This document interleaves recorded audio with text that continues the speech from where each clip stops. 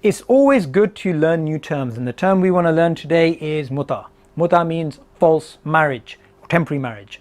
It is basically a marriage which is incompatible, or a marriage which is baseless. So why I'm saying this is because there's a baseless marriage between Darwinism and scientific advancement. So we have this type of rhetoric that you get in popular newspapers, that you get in popular documentaries, that you get in these sort of things. Oh, you know, if you don't accept Darwinism, or if Darwinism is not accepted in certain parts of the Muslim world, or Darwinism is not accepted in, you know, Christian America, then there'll be scientific regression and people will be backwards and so on and so forth.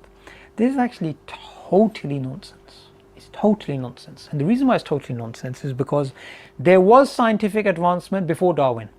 So the idea that if people don't accept Darwinism as being true, literally, which we have loads of reasons not to believe that's true anyway, is going to lead to a regression in science is nonsense, because we had scientific advancements before Darwin. And in fact, Darwin was living in a time in which there was a lot of scientific advancement. So this whole idea of if you don't accept human chimpanzees theory, you don't accept the tree of life, or you don't accept natural selection led the monad to the man, you are, you know, scientifically taking the world backwards. That's total nonsense. Secondly, another reason why this is nonsense is because what does Darwinism teach you about science fundamentally? What does it teach you about mathematics or logic or philosophy or poetry or art? It teaches you all of these things fundamentally are either due to your survival and reproduction, or a maladaptive, something which is a maladaptive product of that.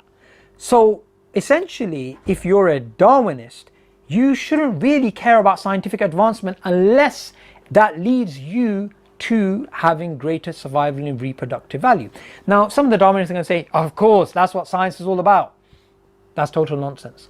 Science and scientists is not just about enhancing human reproductivity and enhancing our survival. That's part of it. So, okay, grant you that, we'll give you that as roadkill, fine, you can have that. You can have that little part of science. What about the science, what about the part of science that has nothing to do with survival and reproduction? What about the part of science which is actually the essence of science, which is learning for the sake of learning?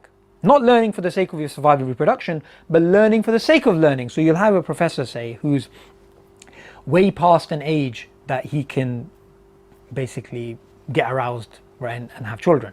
He's way past that age, right? And, you know, he hasn't got that sort of Darwinian motive. He'll still spend his life, the rest of his life, you know, searching into the cosmos, coming up with different theories, going around talking about science.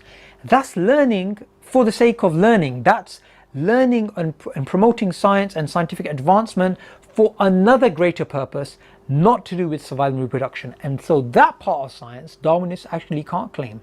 So this whole false notion that, oh, if we don't follow science, I mean, if we don't follow Darwinism, we're somehow going to fall back into caveman times and, you know, paint our faces blue and throw spears at each other, it's total nonsense. In fact, if we truly were Darwinists, if we truly did actually just want to focus on survival and reproduction, we wouldn't be learning anything about the natural world unless it helped us with our survival and reproductive value.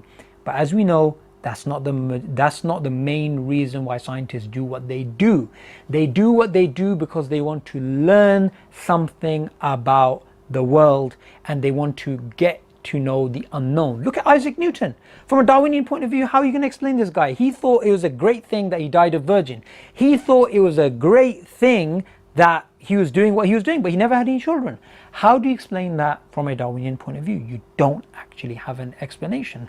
So scientific advancement is not based upon somebody accepting Darwinism. It is actually based upon a emotion, a drive, a desire to discover, which is actually fundamentally non-Darwinian.